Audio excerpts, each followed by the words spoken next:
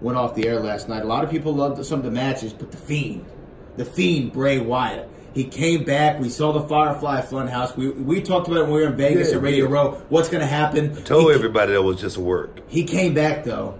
He came back and had one of the great SummerSlam, I think one of the great SummerSlam moments in quite some time. He came out. He looked menacing. He's carrying his head in the lantern. You know what I mean? He has his old head in his lantern. He looked dominant. Yeah. And then he walked out there. The strobe lights are going everywhere. Finn Balor, dressed in all white. He wasn't the demon tonight. He was more presented as like the angel or something.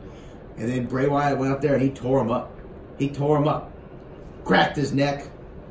Mandible claw. It's crazy. You know what, though? Then this is the new music, right? This is the new Bray Wyatt music. That's it. But now the demon must make a return. And I see money here, man. Oh, hell yeah. I see so much money. That I'm gonna tell you, man. The fans are the ones that's gonna win at the end of the day on this thing, man. Because this war is about to get heated up, and this is the make of it.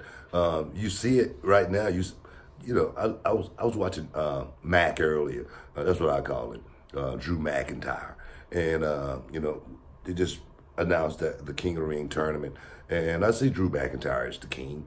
You know, I see you know, the Scottish King coming out, you know, with the robe on and whatnot, and him. You know, it's just my opinion. I know there's a lot of guys in that tournament, but Drew McIntyre is the one that I see that have, you know, ascended and took himself to another.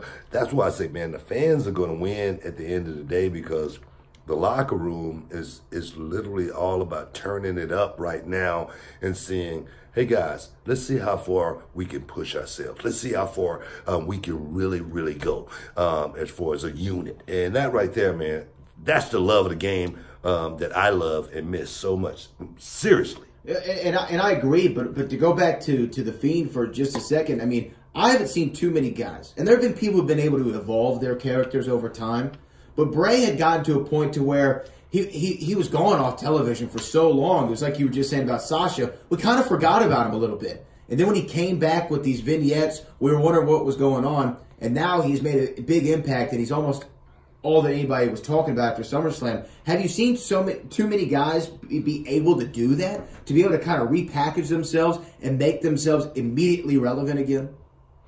You know, I think...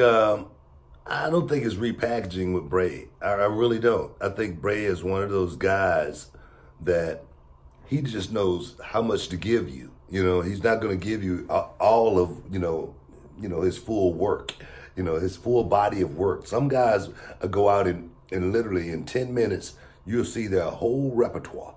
I'm talking about everything from top to bottom, you know. In that same 10 minutes, with Bray Wyatt, you may see 1/10.